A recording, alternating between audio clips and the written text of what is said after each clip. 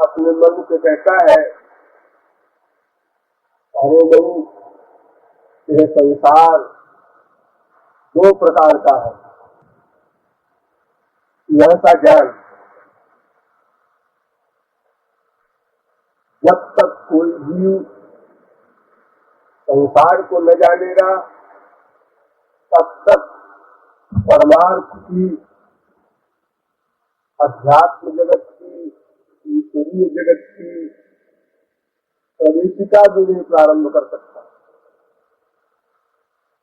ईश्वरीय जगत में प्रवेश पाने के लिए संसार का ज्ञान अनिवार्य है।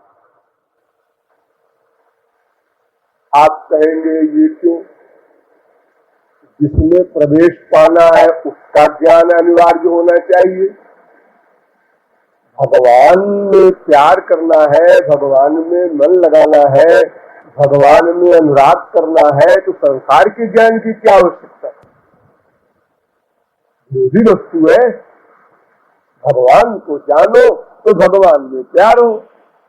जानो संसार को, प्यार करना है भगवान से। ये कैसी पहेली है? ऐसी पहेली तो समझ लीजिए उस पहेली को। भगवान को जानना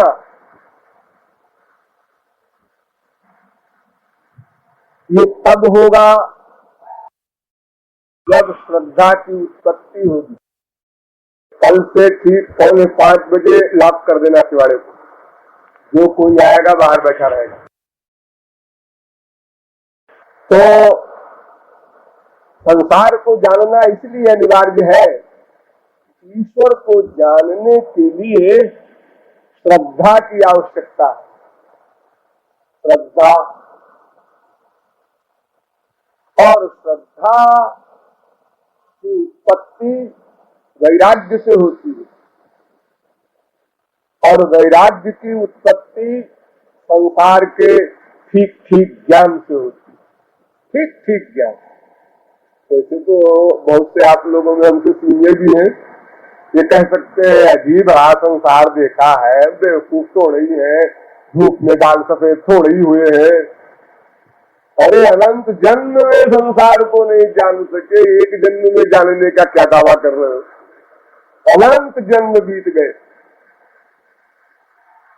और जब तक संसार को नहीं जानेंगे तब तक संसार से मन पृथक न होगा। पृथक माने राग भी न हो, द्वेष भी न हो। और जब तक संसार से पृथक न होगा तब तक ईश्वरीय मार्ग में प्रवेश कैसे हो? मन ही को तो प्रवेश देना है। इसलिए पहला काम संसार का परिज्ञान, तब दूसरा काम संसार से वैराग्य, तब तीसरा परिणाम श्रद्धा की उत्पत्ति, तब चौथा परिणाम किसी वास्तविक महापुरुष की प्राप्ति, तब पांचवा परिणाम महापुरुष की शरणागति, तब छठा नंबर आता है भजन क्रिया, सातवां नंबर फिर आता है अनर्थ निवृत्ति, आठवां नंबर आता है निष्ठा, नौवां नंबर आता है रुचि, 10वां नंबर आता है आसक्ति, 11वां नंबर आता है भाव, 12वां नंबर आता है प्रेम, तो 13वां नंबर आता है भगवत प्राप्ति। तो हमारी गाड़ी तो यहाँ रुकी है पहले ही नंबर पर। संसार का ज्ञान ही नहीं है तो गाड़ी चले कैसे? अब किसी के हाथ पैर को बांध करके उससे कहो क्विक मार्च, डबल मार्च, तो मार्चिंग कैसे करेगा बेचारा? मन तो हमारा संसार में अटैच है, क्योंकि बुद्धि का ये डिसीजन है कि संसार में सुख अवश्य है। मिला मिला नहीं, लेकिन बस मिलने वाला है। जरा ये हो जाए, जरा ये हो जाए, जरा ये हो जाए, जरा एमए पास करने, जरा बीवी आ जाए, जरा बच्चे हो जाए, जरा बच्चे काबिल हो जाए। इस प्रकार प्लानिंग करते हुए अनंत जन्म बीत गए, लेकिन निराश नहीं हुए।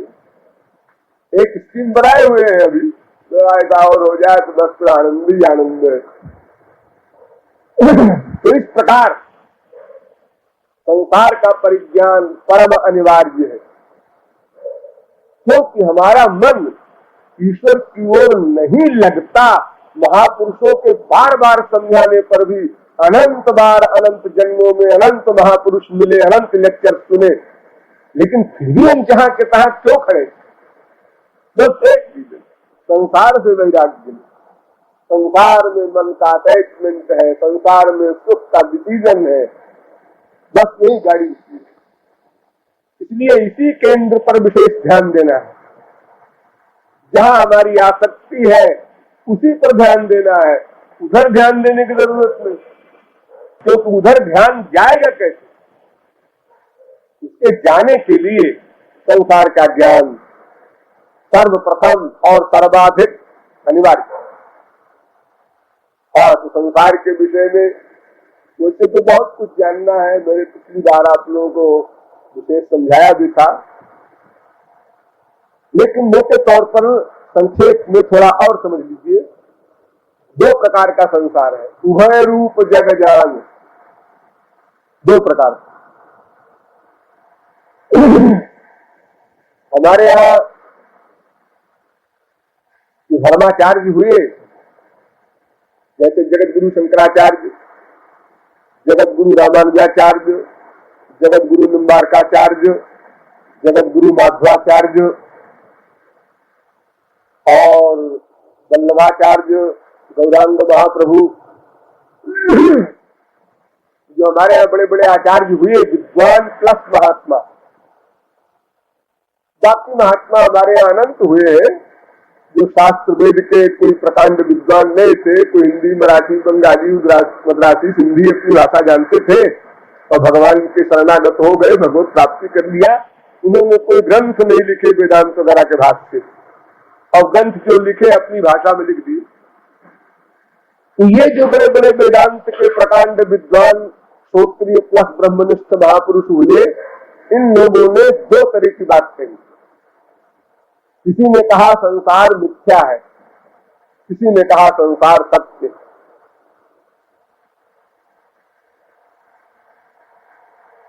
जैसे शंकराचार्य ने कहा संसार मिथ्या है। मिथ्या माने है ही नहीं, ये तकिया दिख रहा है, पंखा दिख रहा है, दीवार दिख रही है, जमीन दिख रहा है, ये कुछ नहीं है, ये आपका सब भ्रम है, कुछ है ही नहीं। और कुछ कहते हैं नहीं नहीं जी संसार है, अगर संसार न होता तो ये घोड़ा, सबको घोड़ा ही क्यों दिखाई पड़ता है? अगर अपने मन का आइडिया होता तो वो घोड़ा, एक को घोड़ा दिखाई पड़ता, एक को हाथी दिखाई पड़ता, एक को पेड़ दिखाई पड़ता, तो नहीं होता। सबको एक ही वस्तु एक ही रूप में दिखाई पड़ती है, तो सबका आइडिया एक वस्तु के प्रति एक ही कैसे हो गए? इसमें बर्कले, फिफ्टे, प्लेटो, कांट, ये सब फिलासफर मनक कल्पनावादी थे, इन्होंने भी यही कहा कि संसार मन का बनाया हुआ है। लेकिन बेन मिल वगैरह फिलासफर हुए, उन्होंने कहा कि नहीं, अगर मन का बनाया हुआ संसार होता तो फिर सबको एक वस्तु अलग अलग रूप में दिखाई पड़ती, एक रूप में दिखाई नहीं पड़ती। और जिनको ब्रह्म ज्ञान हो जाता है शंकराचार्य के सिद्धांत के अनुसार, क्या वे पानी नहीं पीते, खाना नहीं खाते, वो भी तो कमंडल रखते हैं, दंड रखते हैं, क्या उनका वो दंड गायब हो जाता है ब्रह्म ज्ञान होने पर? क्या वो कमंडल गायब हो जाता है? क्या उनका अपना शरीर गायब हो जाता है? क्या वो पृथ्वी पर नहीं चलते? इसलिए ये कहना कि संसार मिथ्या है, ठीक नहीं। और अगर कहा जाए संसार सत्य है, तो फिर सत्य है तो हम लोग उसमें प्यार करते हैं, हमको परमानंद मिलना चाहिए। अगर कोई कहे संसार सत्य है तो फिर उसमें तो हम आसक्त है ही, तो हम सत्य वस्तु में आ सकते हैं, हमको सत्य फल क्यों नहीं मिलता? आनंद, शांति, सुख, भवबंधन से मुक्ति इत्यादि जो भी जीव के एम है, ये सब क्यों नहीं हल होते संसार से? क्योंकि संसार में आसक्ति तो हमारी अनादिकाल से है। इसलिए संसार सत्य है, यह भी बात समझ में नहीं बैठती। संसार मिथ्या है, यह भी समझ में बात नहीं बैठती। अतएव थोड़ा गहराई से विचार करना है। क्या गहराई? संसार मिथ्या भी है, सत्य भी है। मिथ्या भी है, सत्य भी है। क्या बात हुई? ये भी एक बात है। दो प्रकार का संसार होता है, एक मिथ्या, एक सत्य।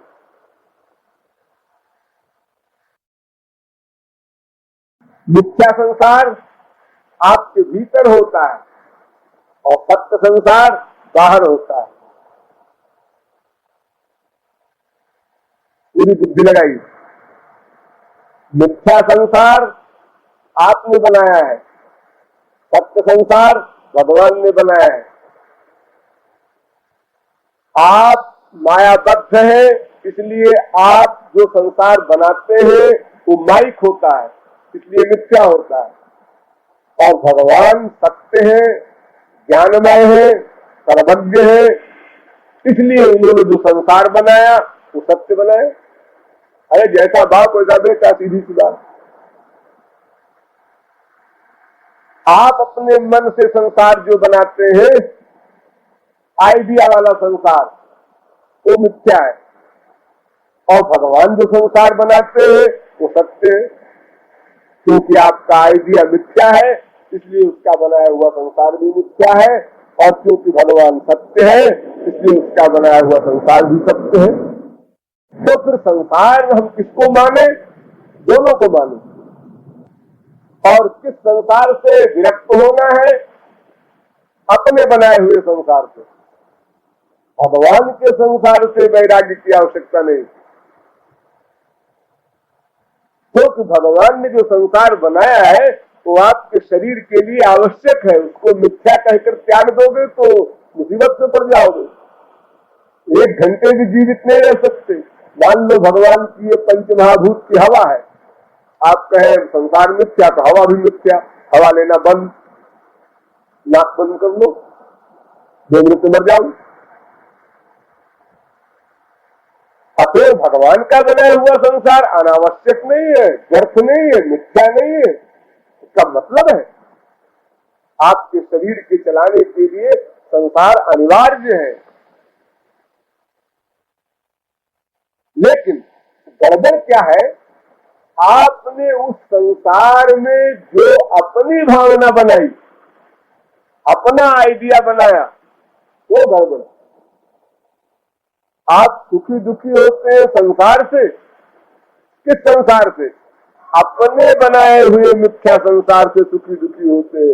बाहर का संसार आपको सुखी दुखी नहीं करता, वो भगवान का बनाया हुआ है, वो क्यों आपको दुखी करेगा? और आप कहते हैं हम दुनिया से तंग आ गए। दुनिया से तंग आ गए? कौन सी दुनिया से? ये जो बाहर है, बाहर वाली दुनिया से तंग आने की जरूरत क्या है? ये आपके भीतर वाली दुनिया तंग कर रही है, बाहर वाली कुछ नहीं तंग करती। एक पारस पत्थर है, एक हीरा है।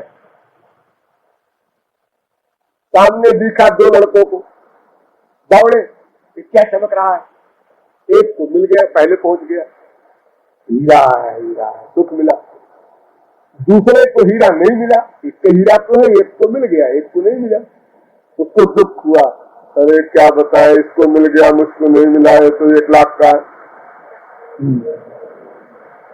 तीसरा पहुंच गया, क्या है भाई, क्या है आप लोग, आप दुखी है, आप बड़े उछल रहे, बात क्या है आप लोगों में, क्या हुआ? वो भी इनको हीरा मिल गया, हमको नहीं मिला। अरे तो मिल गया होगा, चलो हटो। वो जानते ही नहीं हीरा क्या वस्तु होती। वो हीरा शब्द का अर्थ ही नहीं जानता, न हीरा नाम की वस्तु को उसने कभी देखा है, न समझा है। ध्यान दीजिए, इधर उधर मत देखिए। तो देखिए, एक को हीरे से सुख मिला, एक को हीरे से दुख मिला, और एक को न सुख मिला न दुख मिला। अब जिसको सुख मिला वो कहता है हीरा बड़ा दयालु है, बड़ा अच्छा है, उसको देख देख के विभोर हो रहा है। हीरा एक पत्थर है। और जिसको नहीं मिला वो देख देख के दुखी हो रहा है, हीरे को, ये हीरा वहां चला गया, उसके हाथ में चला गया, मुझको नहीं मिला, उसके हाथ में चला गया। उसी हीरे को देख के दुखी हो रहा है। और तीसरा जो नहीं पहचानता, नहीं जानता हीरे को, वो भी देख रहा है, क्या पत्थर तो क्या, आप लोग क्यों परेशान हो रहे हैं, क्या बात तो मिला ऐसा ही है। तो देखिए, हीरे में जो हमने भावना बनाई अपनी अपनी, उसके कारण हम सुखी दुखी है। किसी वस्तु में हम जो मन से आइडिया बनाते हैं, उसके कारण सुखी दुखी होते हैं। वो वस्तु हमको मिल जाए, ये कामना बनाया, नहीं मिली दुखी हुए। कामना न बनाते, आराम से बैठे, कोई परेशानी नहीं। कोई संसार की वस्तु हो, पुरुष हो, स्त्री हो, सामान हो, ये हमको मिल जाए, ये आइडिया बनाया, दुख शुरू हो गया। और अगर वो आइडिया न बनाता तो आराम से बैठा, संसार हो हमारी भलाई, तुमको करना क्या। तो हमने जो भावना बनाया, उस भावना के कारण हम सुखी दुखी होते हैं। एक लड़की है, एक ने सहेली बनाया, एक ने बेटी बनाया, एक ने बहन बनाया, एक ने बीवी बनाया, एक लड़की को। अब जिसने बीवी बनाया वो लड़की को लेकर चला गया अपने घर। अब जो अपने घर चला गया तो बाकी लोग रोने लगे, माँ रोने लगी, बाप रोने लगा, भाई रोने लगा, सहेली रोने लगी, और तुम जा रही, तुम जा रही हो, तुमको मैं जाती ना, क्या तुमको नहीं मालूम था कि मैं जाऊंगी, मेरा क्या होगा? मालूम तो था, लेकिन फिर भी क्या, फिर भी अगर कोई बात पहले से मालूम है तो परेशानी क्या बात है, यही तो स्वाभाविक रोज हो रहा है, सब जगह हो रहा है। लेकिन मैंने भावना बनाया था कि मेरी सहेली है, मुझसे बात करने में अच्छा लगता है, सुख मिलता है, उसको देखने में सुख मिलता है, उससे प्यार करने में सुख मिलता है। ये जो तुम्हारे मन की बनाई हुई दुनिया है उस लड़की के प्रति, वो तुम्हें दुखी कर रही है। लड़की तो बेचारी है कि उसको काम है, एक दुखी हो रहा है उसका पति, बाकी लोग दुखी हो रहे हैं।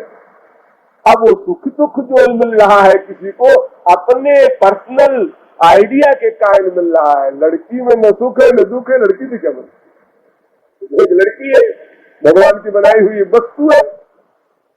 तो भगवान की बनाई हुई वस्तु मिथ्या नहीं है, वो सत्य है। उसमें जो हम आइडिया बनाते हैं उसके कारण हम लोगों को सुख दुख मिला करता है। और जिसने कोई आइडिया कहीं नहीं बनाया उसी को महात्मा कहते हैं, परमहंस, तो दुख नहीं मिला। क्योंकि वो जानता है कि ये यहाँ सामान सब सरकारी है, ये संसार सरकारी है। सरकारी सामान को अपना सामान कहना या मानना जुर्म है, और फिर ऐसी सरकार के सामान को जो सर्वांतर्यामी है, आपने सोचा, नियत खराब किया, विनोद हो गया। न गवाही की जरूरत है, न कोई मुकदमे की जरूरत है। बुनियादी गवर्नमेंट का अगर रुपया कोई गबन करता है, कोई खजांची, कोई बैंक का आदमी, कोई अपनी किसी ऑफिस का आदमी, तो देखो कोई नहीं भाग पाता कहीं। लेकिन वो भाग भी जाए, मान लो, ईश्वरीय गवर्नमेंट की चोरी करने वाला कैसे बचेगा? भगवान ने एक लॉ बनाया, यावत ह्रियेत जठरम तावत सत्यम हृदयहीनाम अधिकम जो भी मन्ये तो सस्तेनो दंडमर्हति। चोर की परिभाषा सुनो। भगवान ने कहा मेरी गवर्नमेंट में चोर की क्या परिभाषा है? तुम दुनिया वालों को चोर की परिभाषा तो सुने ही होगे, मैं उसका सामान को चुरा लिया इसलिए चोर। भगवान कहते हैं ना ना, ये तो बड़ी छोटी सी परिभाषा है गधों की। हमारे कानून के अनुसार चोर की परिभाषा समझो। क्या? जितनी संपत्ति में, जितने पैसे में तुम्हारा पेट भर जाए, पेट, सादा मोटा कपड़ा, सादा मोटा खाना, सादा साधारण मकान, जो शरीर के लिए आवश्यक है, उतने के अलावा अगर तुमने प्लानिंग की, इच्छा बनाई, आया नहीं अभी सामान, इच्छा बनाया, चोर। और अगर संसार का उस 80 अधिक सामान इकट्ठा करके धर लिया घर में, बैंक में कहीं, तो नंबरी चोर, डकैत। सस्तेनो दंडमर्हति। अब तुमको दंड मिलेगा, ठहरो कुछ दिन, वो कब्जा किए रहो। चलोगे तो यहाँ से शरीर छोड़ करके ना, तब तो हमारे सामने आओगे। वहां तो कुछ डालने के लिए कि साहब देखिए देखिए कुछ नहीं, चलिए सीधे नरक, दंड भोगिए, देखना होगा मुझे। सामान धरा लिया गया और सामान के इकट्ठा करने में जो अनाचार, दुराचार, भ्रष्टाचार किया, उसका दंड अलग भोगो। सामान जब्त, चोरी का सामान जब्त, सदा अलग। तो ईश्वरीय गवर्नमेंट में चोरी की परिभाषा ये है कि पेट भर जाए, वासना का पेट नहीं, शरीर का पेट। शरीर का पेट देखो 1 रुपए में भरता है इसी बम्बई में, 1 रुपए में एक आदमी खाना खाता है इसी बम्बई में, और 1000 में भी एक व्यक्ति एक दिन काम चलाता है अपना, 1000 में। और दोनों परेशान है। 1 रुपए में जो अपना आधा किलो आटा लेकर के नमक वमक डाल करके एक गरीब कुली अपना रोटी पका के मोटी सी खा लेता है, तो कहता है ये तो जिंदगी, 1 रुपए में क्या होता है आज। क्योंकि जब 5 आदमी उसकी फैमिली में है और 150 रुपए उसको मिलता है, तो फिर इसका मतलब 1 रुपया रोज पड़ा एक आदमी के पीछे। लाखों आदमी है, और जो 1000 खर्च कर रहा है वो भी परेशान है। क्या है कि कोई लाइफ है, ये है तो ऐसे है, मकान है तो इस तरह का है, ये है तो इस तरह का है, ये सामान है तो इसका ये क्लास नहीं है, वाह, तो क्लास के पीछे परेशान। और गंदे होटल में खाना खाने गए, वो होटल जो है ना उसमें खाना खाना चाहिए था, वो खाना जो है ना वो खाना खाना चाहिए। तो इस प्रकार ईश्वर कहता है ना, जितने में तुम्हारा पेट भर जाए, जो विटामिन प्रोटीन जो भी आवश्यक है शरीर के लिए, उतना तुमको हक है हमारे संसार से लेने का। उसके आगे अगर तुमने लेने की सोची तो चोरी की नियत ली, चोरी, बस देना, दंड मिलेगा। तो ये संसार में जो हम लोग अपनी नियत बनाते हैं, अच्छी बुरी अटैचमेंट करते हैं, द्वेष करते हैं, इत्यादि करते हैं, ये हमारा बनाया हुआ संसार डेंजरस। ये हमारे मन का राग द्वेष डेंजरस, संसार डेंजरस नहीं। क्योंकि अगर संसार खतरनाक होता तो जिन्होंने भगवत प्राप्ति कर ली है वे भगवत प्राप्ति करने के बाद 1 सेकंड इस संसार में न रहते। 1 सेकंड भगवान से मिल गए, यहाँ मिल गए, संसार से भागो भाई, चलो अपने 2 लोग चलते, बाहर में जाओ संसार। लेकिन वे लोग अवतार ले लेकर आते हैं हमारे संसार में, भगवान और महापुरुष। क्यों? इसलिए कि सर्वा सुखमया दिशा परिसमुद्राश्च हरे शरीरम खम्बायुमग्निम सलिलं महीम च। ये सर्वत्र भगवान का दर्शन कर रहे हैं, कोई खतरा है नहीं। उन्हें कोई चीज दुख नहीं देती, कोई वस्तु में उनको अशांति नहीं है। उनका सगा देता है, हाँ मर गया, हाँ मर गया, दुख हुआ नहीं, क्योंकि वो शरीर का रिश्ता ही काट चुके। शरीर का रिश्ता कुछ नहीं, हम तो आत्मा है, हमारा कौन बेटा होगा, हमारा कोई नाता संसार से नहीं। ये उनका फाइनल निष्कर्ष है अंदर का, और वो निश्चयात्मक परिवर्तनशील नहीं, क्योंकि तो उन्होंने हैप्पीनेस पा लिया है, तो डाउट नहीं। जब तक आनंद नहीं मिल जाता तब तक आदमी विचार करके बार बार निश्चय करके चलता है, लेकिन जब आनंद पा लिया तो अब कौन देंगे। इसलिए वे सर्वत्र राममय सब जग जानी, निज प्रभुमय देख ही जगत शासन कर ही विरोध, उमाज राम चरण रथ। सर्वत्र अपने स्त्रियों को देखते हैं। वासुदेव सर्वमिद समात्मा सुदुर्लभा, गीता। सर्वं खल्विदं ब्रह्मो वेद, सर्वत्र लिखा। इसलिए संसार में कहीं अशांति, दुख या घबराने की कोई चीज है ही नहीं। संसार में ऐसी कौन सी वस्तु होगी? भगवान का बनाया हुआ संसार है, किसी बेवकूफ के बनाया हुआ थोड़ी ही तो खतरा है। खतरा किस बात का होता? ये तो हमारी खोपड़ी का बनाया हुआ संसार खतरनाक है, इसके कारण हम गड़बड़ में पड़े हुए हैं अनादिकाल से। इसलिए अपनी खोपड़ी वाले संसार को हमें ठीक करना। आप लोग क्या कहते हैं?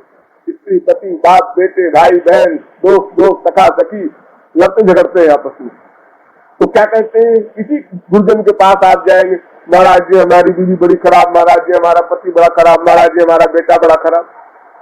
क्या खराब? वो ऐसा कहता है, ऐसा करता है, ऐसा करता है। अरे अपनी खोपड़ी ठीक करो, उसके पीछे फिक्र में क्यों पड़े हो तुम?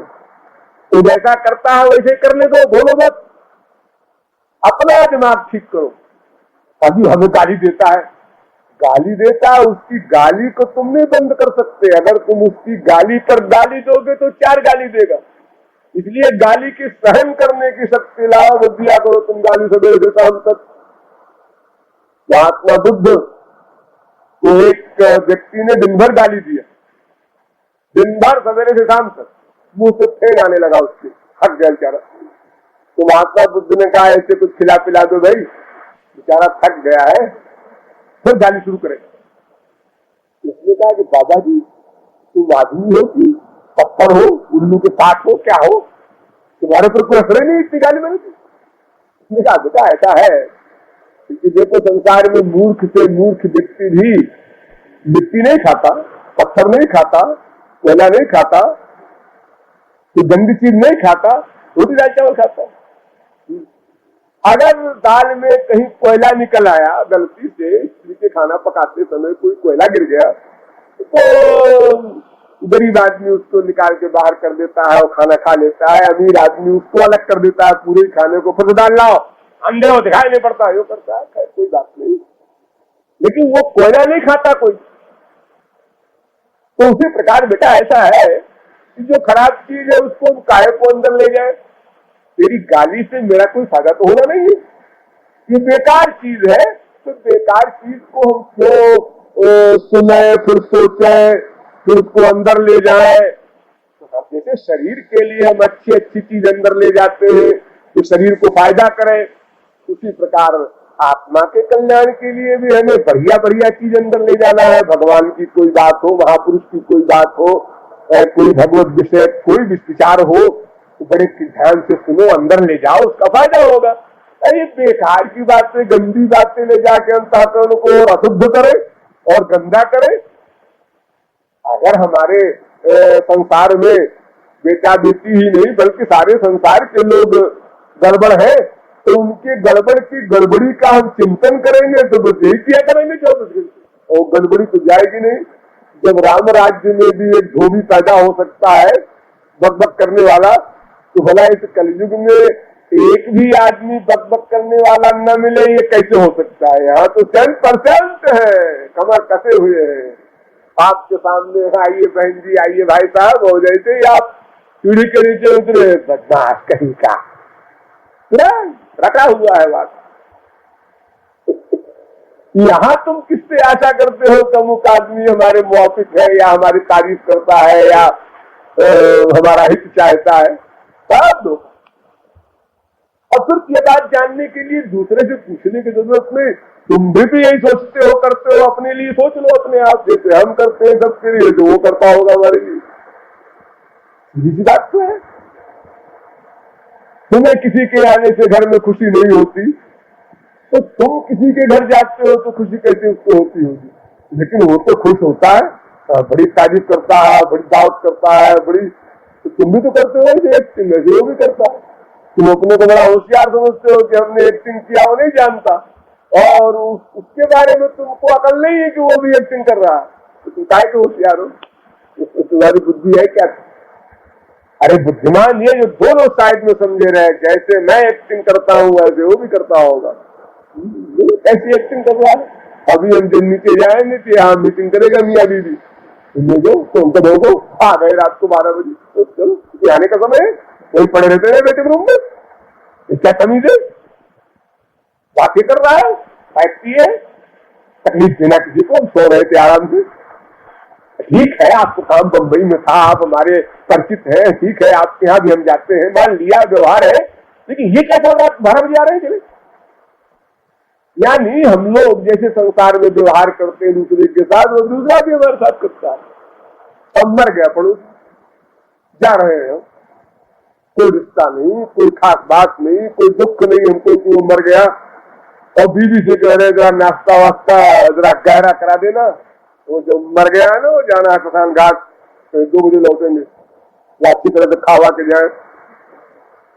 और जो उसके सामने पहुंचे शोक सभा में, और सिर नीचा करके क्या बढ़िया एक्टिंग है।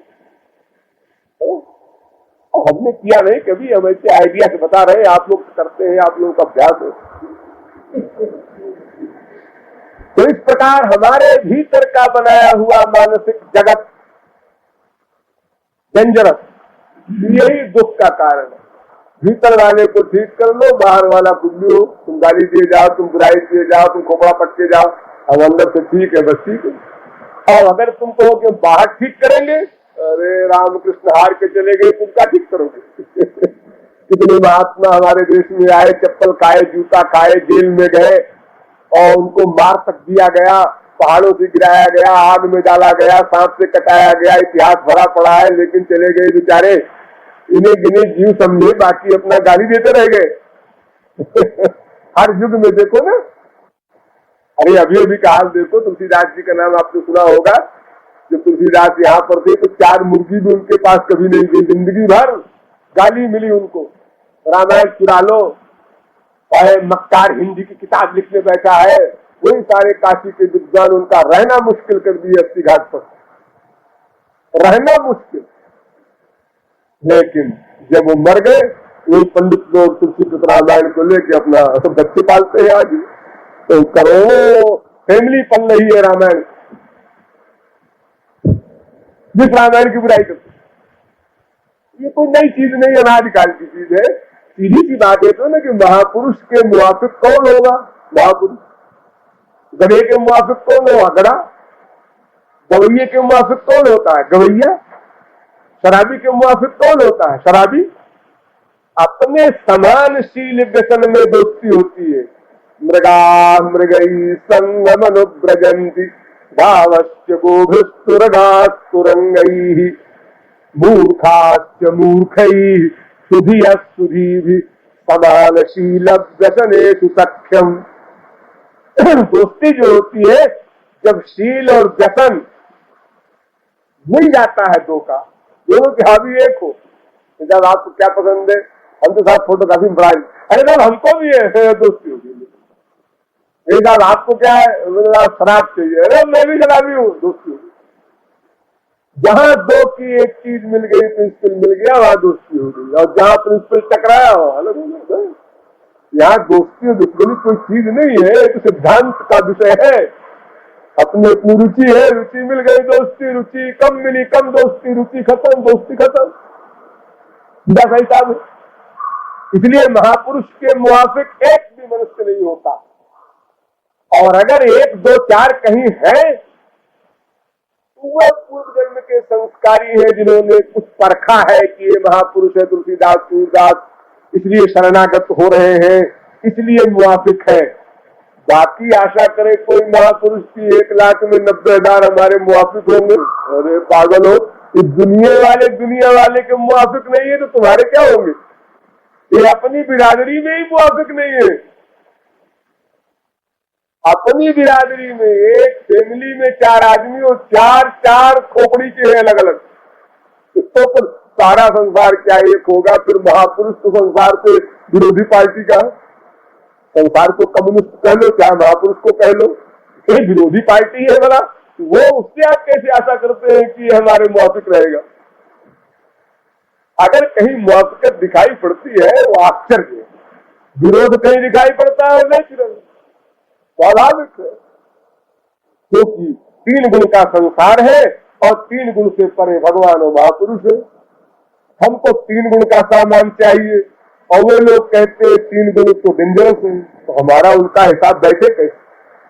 अगर भगवान आएंगे, सही महापुरुष आपके सामने आएगा, एक वाक्य मान लो उसने कहा, भगवान जिस पर कृपा करता है उसके सांसारिक वैभव छिन जाते हैं, उसकी स्त्री, उसका पति, उसका बेटा, उसका बाप, उसका धन नष्ट हो जाता है जिस पर भगवान कृपा करते हैं। तो भगवान ने भागवत में कहा, हम लोग सुनते हैं और सुनते हैं, बहुत बात सुना भागवत, समझ में क्या आया? समझ में आया कि ये बात जचती नहीं, ये बात जचती नहीं। भगवान का ये कानून कुछ जचा नहीं, मैंने अपने मुआफिक नहीं है, तो फिर क्या मान रहे इसको? मुंह से तो भाई मानेंगे, अपमान नहीं करेंगे भगवान का, अरे उनका बनाया हुआ कानून है, ठीक ही होगा, लेकिन मेरी बुद्धि कहती है ये बात ठीक नहीं देती। बताओ, कोई आदमी अच्छा खासा भगवान की ओर चल रहा हो, इकट्ठा उसके बेटा बाप स्त्री पति धन सब नष्ट हो जाए, तो चलेगा भगवान की ओर? अरे तुकाराम वगैरह को छोड़ दो, इन्हें गिने महापुरुषों को, बाकी लोगों का हाल बताओ। एक नुकसान हो जाए, कीर्तन में कोई जाए, घर में चोरी हो जाए और पड़ोसी कहे और क्या कीर्तन में कहाँ है तुम्हारा भगवान, घर छोड़ के चल दिए, चोरी हो गई, तो उसके दिमाग में बुद्धि पैदा हो जाएगी कि हाँ यार भगवान भी कुछ रक्षा तो करता नहीं है, हम कीर्तन में अच्छे काम के लिए गए थे और उसने रक्षा नहीं किया, हमारी वाकई भगवान ऐसे ही है। ये तो अकल का हाल है हम लोगों। फिर वो बात कैसे मस्तिष्क में बैठेगी कि जब तुकाराम का ये नष्ट हो गया, बड़ी कृपा, ये मर गया तो बड़ी कृपा, आज घर में आग लग गई, अरे पूरी कृपा हो गई भगवान के हमारे ऊपर। बड़े गरीब थे और एक बार भिक्षा में कहीं गन्ना मिला, तो गन्ना तो एक ईख ले आए, बीबी से कहा भाई देखो अब आज तो कुछ मिला उला नहीं हटा बटा, इसी को आधा तुम चूस लो आधा हम चूस ले और चलेगा, फिर कल देखेंगे। तो बीबी को उतना अनुराग भगवान से था नहीं, उसने गुस्से में आकर उसी गन्ने को मार दिया पीठ में तुकाराम की, और जो गन्ना पीठ में लगा तो टुकड़े हो गए, हो गए। तो पति ने कहा चलो तोड़ना था ही, ऐसे टूट गया, अच्छा ठीक है आधा तुम ले लो आधा हम ले लो। तो महापुरुषों को कोई क्या दुखित करेगा, वो हर जगह अपना अपना हिसाब बैठा लेते हैं, अपने आनंद में है, उनको कोई क्या शब्द बोलेगा और क्या क्रिया करेगा जिसमें तो उनको परेशानी हो जाएगी। ये तो दुनिया वालों के लिए बड़ा विचार होता है, और इंसल्ट हो गई, अपमान हो गया, क्या अपमान है, मूर्ख व्यक्ति अगर मूर्ख कहता है किसी को, ध्यान दो, अगर मूर्ख व्यक्ति किसी को मूर्ख कहता है तो शेर है को समझदार हो। मूर्ख व्यक्ति समझदार को मूर्ख कहेगा, समझदार व्यक्ति मूर्ख को मूर्ख कहेगा। जो गलत काम करता है वो सही काम को गलत कहेगा। बेवकूफ लोग देखो ईमानदारी के चक्कर में पड़े हैं, मर रहे हैं भूखों। अरे दुनिया और जमाना देखना चाहिए, इस समय ईमानदारी के जमाना थोड़े, ये कलयुग है, यहाँ तो तत्ता घटम पिबे, और जब तक जिए सुख से जिए, कर्जा करके घी पिए, ये सिद्धांत होना चाहिए इस युग में। तो अपना वे लोग उसको बुरा कहते हैं, तो बुरे आदमी से जो बुरा बनेगा वही तो अच्छा, और जो अच्छे से बुरा बनेगा तो बुरा होगा। और दो पार्टी सदा से रहेगी, दो भूत सर्गो लोकेस्मिन् दैव आसुरी वच, एक दैवी संपत्ति एक आसुरी संपत्ति, दो संपत्ति हमारे संसार में अनादिकाल से चल रही है और अनंत काल तक चलेगी। ज्यादा और जाति और कमी होती रहती है। सतयुग में अच्छाई अधिक थी, खराबी कम थी, त्रेता में खराबी और बढ़ी, द्वापर में और बढ़ी, कलयुग में बहुत बढ़ गई, 3/4 हो गई खराबी। तो जब 3/4 खराबी हो गई तो 3/4 तो टोटल इनका तो वोट गिरेगा खराब के पक्ष में, और 1/4 रह गए अच्छे में। अब अच्छे में किस क्वालिटी के अच्छे हैं अभी देखना पड़ेगा। उस क्वालिटी में कहीं कुल मिला के 1% में नहीं निकलेंगे अच्छे, जिनको हम सचमुच अच्छे कहें, वही अच्छों को अच्छा कहेंगे, बाकी सब बुरा कहेंगे।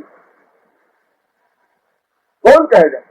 मेरा तो बड़ा अनुभव है, मैं कोई किताबी बात नहीं बोल रहा हूं, मेरा पर्सनल अनुभव बहुत है। लाखों जीवों के घरों में हमारा रहना आना जाना सब हुआ, अरबपतियों के यहाँ भी और गरीबों के यहाँ भी, सब के सब क्लास के लोगों के यहाँ गए, गवर्नरों के यहाँ रहे और एक चपरासी के यहाँ भी घर पर भी रहे। सबकी रिपोर्ट हमारे पास है, क्योंकि हमसे तो रिपोर्ट अपनी सही सही देते हैं लोग ना, इस आशा में कि शायद ये कुछ ऊपर वाले की पावर पाए हो तो कुछ हमारा भी साथ बैठ जाए, इसलिए अपना कच्चा चिट्ठा सब रख देते हैं बेचारे अपने अंदर की बात। वरना तो आप लोगों से वो बात करते हैं तो फिर कहाँ बताएंगे वो असली बात, तो कहेंगे मैं ऐसा हूं, मैंने कमाल किया, वो कमाल किया। तो हमारे संसार में बड़ी सीधी सी बात समझने की जो है वो ये है कि संपूर्ण संसार में अच्छे शब्द से युक्त कोई भी व्यक्ति हो वो उंगलियों पर गिनने लायक भी नहीं है।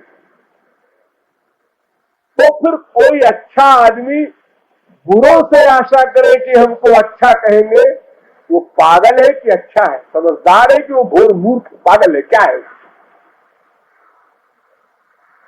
कैसे कोई मूर्ख किसी अच्छे को अच्छा कहेगा?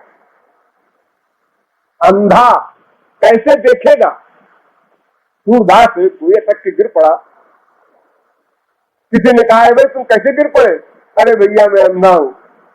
बेवकूफ हो तुम, अंधे हो के गिर पड़े? ऐसा कोई कहेगा भला? तो भाई अंधे हैं हम, अब क्या करें, अंधे हैं इसलिए गिर पड़े अटक करके, कोई आश्चर्य नहीं होगा किसी को भी। अच्छा तुम अंधे हो।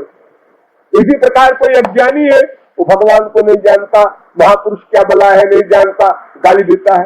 आप ही के घर में है मान लो, आप कहते हो वो गाली क्यों देता है भगवान को, वो महात्मा को क्यों निंदा करता है? तो करता है, अरे नहीं जानता इसलिए करता है, इसमें क्या अंधेर हो गई, क्या आश्चर्य हो गया, तुम्हें क्या परेशानी है इसमें? वो तो हमको दुख होता है। क्यों दुख होता है? तुमको समझना चाहिए ना कि अच्छा कहने वाले ही नहीं गिने, तुम महापुरुष को अच्छा कहते हो। हाँ मैं तो अच्छा कहते नहीं, मानता भी हूँ, ये आश्चर्य है। तुम महापुरुष को महापुरुष मानकर चल रहे हो, ये आश्चर्य है, बड़ी भगवत कृपा और बड़ी विलक्षण बात है ये आश्चर्यजनक बात है। और वो बुराई कर रहा है, ये कौन आश्चर्यजनक बात है? तो नेचुरल है, तो होना ही चाहिए। यही सर आवत अति कठिनाई, राम कृपा बिनु आई न जाई। इस ईश्वरीय मार्ग के सरोवर के निकट, यानी ईश्वरीय सरोवर में ही प्रेमानंद है, यही प्यास बुझेगी, यह समझकर इस ओर आना, ये तो बड़ी स्पेशल भगवत कृपा, गुरु कृपा, संस्कार सब इकट्ठे हो, हिसाब बैठे तो कुछ काम बने, वरना एक तेज चल रहा है उसी घर में, दूसरा धीरे चल रहा है, तीसरा देख कर ठीक है मेरे मम्मी डैडी लगे हैं भगवान बाबा जी के पीछे, अपन तो अपनी उम्र थोड़ी, अभी अपनी उम्र थोड़ी, अभी तो अपन को ये करना है, वो करना है, वो करना है, तो जब समय आएगा तो अपन भी कर लेंगे। तो अब युवावस्था में कोई ईश्वर की ओर चला, कितना बड़ा आश्चर्य, कितना बड़ा आश्चर्य। कोई लड़का हो लड़की हो, अगर 18 से 25 साल की उम्र के बीच में ईश्वर का एक नाम ले लेता है, गजब हो। प्रहलाद कहते हैं इससे बड़ा कोई आश्चर्य नहीं। और जब दुनिया से वो बेकार हो गया, रिटायर हो गया, बुढ़ापा आ गया, रूप गया, पोस्ट गई, प्रतिष्ठा गई, और फिर राम राम करता है, तो और करोगे क्या? तुम्हें कोई पूछता नहीं तो और क्या करोगे? तो मजबूरी है, वो भी चलते हैं ईश्वर की ओर, उसमें कौन सा आश्चर्य है। लेकिन जब तुम्हारे पास अहंकार का रोग है, उस रोग के रहते हुए तुम ईश्वर की ओर चले, ये छप्पर फाड़ कृपा है भगवान की। तो इस प्रकार ये निश्चय कर लेने पर संसार में कहीं हमारा विरोध हो तो जरा भी आश्चर्य कराते रहो, कोई फीलिंग न हो। ये जो स्पिरिचुअल पावर आपकी नष्ट होती है रोज रोज, जो कमाते हो, चौगुना खर्च करते हो, ये बंद हो जाए, प्लस खाली हो, माइनस न हो, अपने आराम से रहो। उसने कह दिया क्यों बे, कल तू क्या कह रहा था? क्यों कहा क्यों बे? अरे वो समझता क्या? मैं उसके सवाल कितनों का साथ हूं, को इतना फील कर रहे हो? काका अंगा तो है, बोलने दो उसको, तू बोल बेटा, लगातार बोले जा, क्यों बे क्यों बे क्यों बे, बोले जा इसको पता अनंत काल तक। ज्यादा सोच लो, अभ्यास कर लो, आराम से रहो, क्यों मुसीबत मोल लेते हो?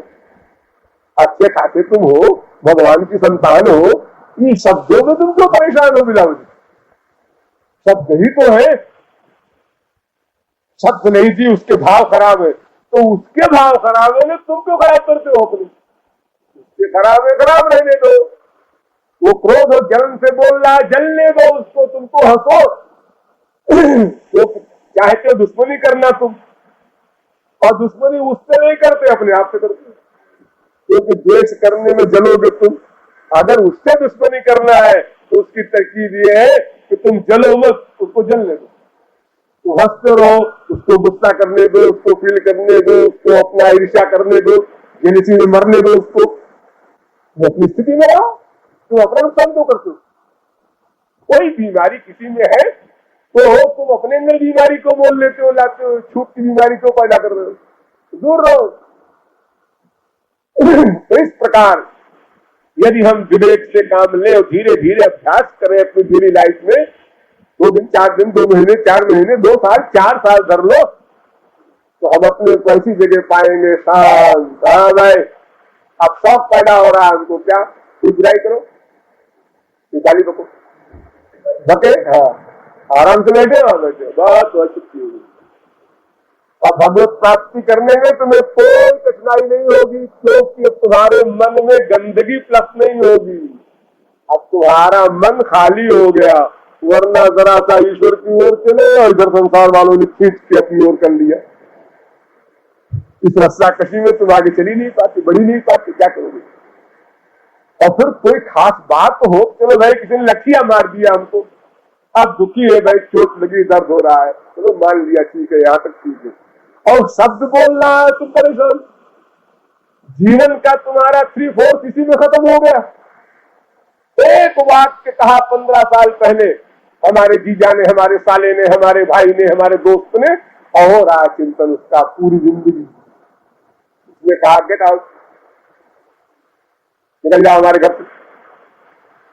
वो हमें याद है, उसने कैसे कहा था, कैसे मुंह बनाया था, कैसे हाथ किया था। यो अब इस जिंदगी मुझसे भर जाएंगे, आया है मनाने, अरे वो मर जाए तो नहीं जाएंगे, समझता क्या है अपनी, नहीं अपनी आन पर बड़ी आन वाले हो।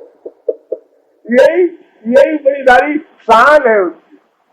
तो संसार में हम लोग अपने बच्चों को कैसे बिगाड़ते हैं। एक बेटा आया रोता हुआ, पापा जी हमको उस बच्चे ने मार दिया।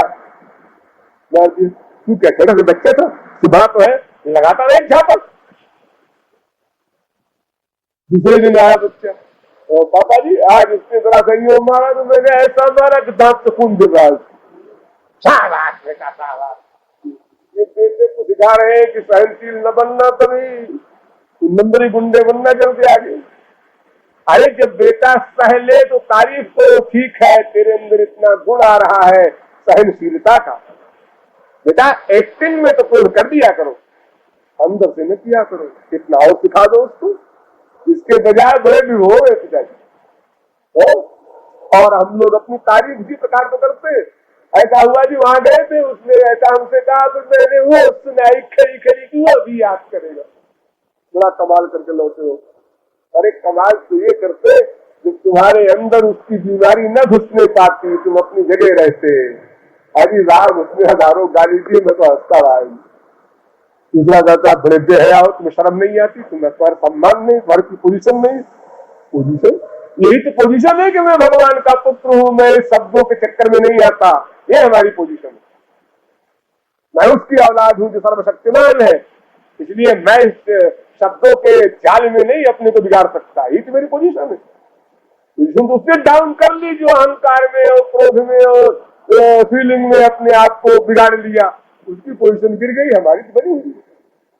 अब दुनिया वालों की दृष्टि से हमारी गिरी और एक ईश्वर की दृष्टि से गिरी, तो दुनिया वालों की दृष्टि से गिरी वही ऊपर को बढ़ा। एक पार्टी से तो खिलाफ बनने पड़ेगा आपको।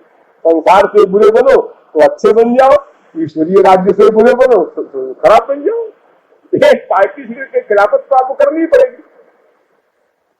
तो इस प्रकार संसार का स्वरूप समझकर हमें भीतर वाले संसार को मिटाने का प्रयत्न करना है। भीतर वाला संसार मिटे, बाहर वाला संसार कोई खतरा नहीं पैदा करता। अरे देखिए, खाने पीने को ले लीजिए, किसी सामान को ले लीजिए, शब्द या अपमान को ले लीजिए।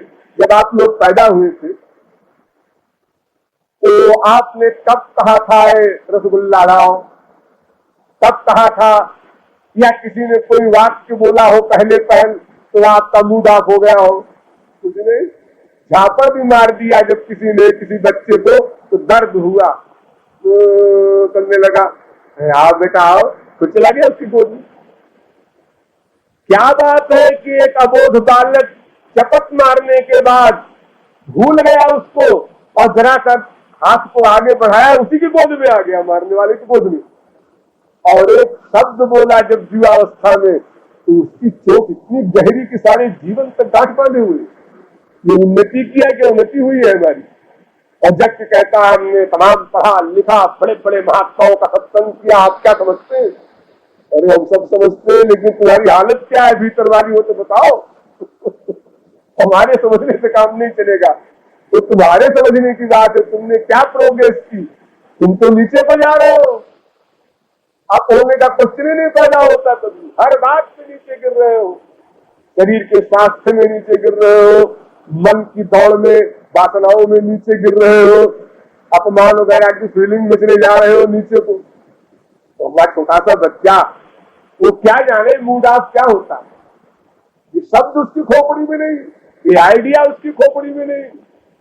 क्या होता है पराया, क्या होता है अपना, जिसने हाथ बढ़ाया बस तू मेरी माँ तू मेरा बेटी, चिपटाया बच्चा भी भोर है। इसको इस बीमारी से क्या मतलब पड़ा है? दुश्मन भी ले ले गोद में, माँ देख रही घूर रही है, ये बदमाश औरत हमारे बच्चे गोद में ले रही है, बच्चा खिलक रहा है, वो भी बदमाश अपने घर को, हमसे क्या मतलब।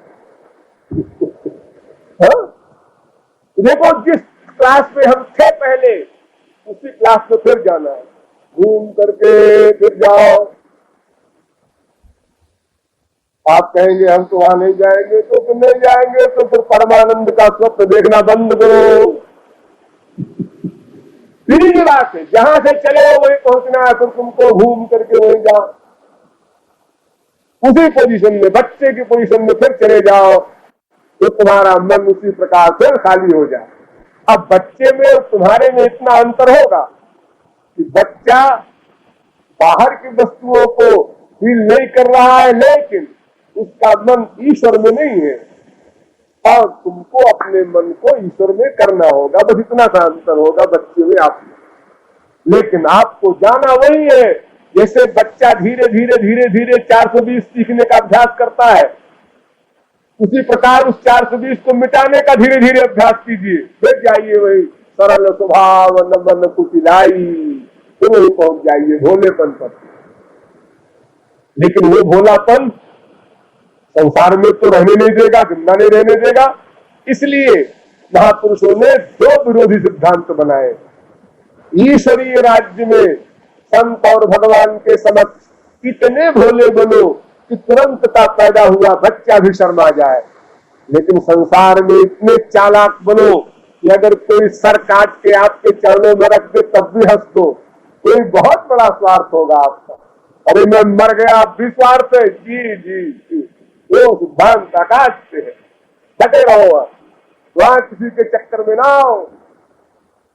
बहिरंग समर्पण जो कर देता है संसारी जीव और उसके होते में बहुत बड़े स्वार्थ की आशा करता है, उस सिद्धांत को न भूलो।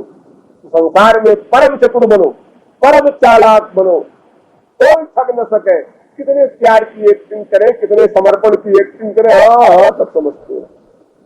अरे हमको ऐसा सिद्धांत याद है कि जितनी मात्रा का जो अभिनय करता है दीनता का, शरणागति का, सेवा का, समर्पण का, उतने नंबरी है वो खतरनाक आदमी। होशियार रहो। जब किसी से मामूली स्वार्थ होता है तो एक हाथ से नमस्ते ये कर देते हैं, साइकिल पे जा रहे हैं ऐसे, और जरा कुछ काम ज्यादा है तो साइकिल से उतर के नमस्ते, और समझ लो कि मामला कुछ सीरियस हो रहा है। और अगर आपको और पीछे पीछे चले, पैदल साइकिल के लेके पैदल चल रहा है आपके पीछे पीछे, जरा पान खा लीजिए, बहुत बड़ा स्वार्थ है उसका, कोई और होशियार हो जाओ। और आप भी जोर हुए जा रहे हैं कि बड़ा अच्छा आदमी, अच्छा आदमी अरे बड़ा लंबा प्लान है इसका, अभी चलेगा पता, ठहर जाओ। अभी 24 घंटे हुए, कोई स्वार्थ नहीं दिखा, 48 घंटे बाद दिखेगा, 48 घंटे भी हो गए, ठहरो ठहरो। हम साहब नहीं मानते। जब 1 महीने बाद उसका विराट रूप सामने, महाराज जी आप ठीक कह रहे थे, अच्छा मैं ठीक कह रहा था, आप समझे तुम। इसलिए भीतर वाले संसार पर ही हमको विशेष ध्यान देना है, लेकिन इसका मतलब ये नहीं कि बाहर वाले संसार का कोई महत्व ही नहीं समझे आप। बाहर वाला संसार भी भीतर वाले संसार के खराब होने के कारण खतरनाक है। वो कैसे? वो ऐसे जिसे कल बताएंगे। बोलिए वृंदावन बिहारी लाल की।